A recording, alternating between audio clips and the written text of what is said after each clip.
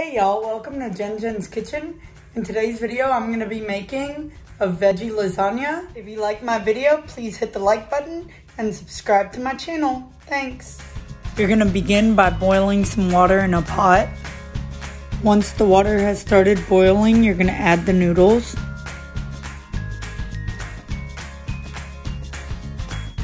You're gonna cook the noodles, stirring occasionally for about 8 minutes. While the noodles are cooking, you're gonna add diced tomatoes as well as garlic to a food processor. You're gonna add some honey to the food processor. You're gonna blend it for about a minute until everything is smooth. Once you have your sauce, you're gonna pour it onto the cut up spaghetti squash. You're gonna mix it until everything is covered.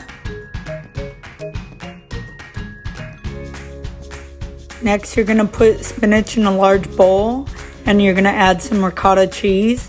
If you'd like, you can omit the ricotta cheese or you can use a vegan version of it. You're gonna mix it until it's thoroughly mixed together. At this point, you're gonna wanna preheat your oven to 350. After those are done, you're gonna grab your noodles and begin lining the pan with your noodles.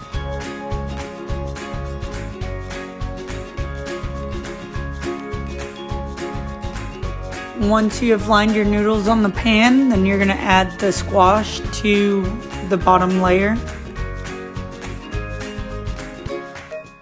You're gonna add a second layer of noodles. Now you're gonna put the spinach on top of those noodles. You're gonna add your final noodle layer. You're gonna cover everything with sauce.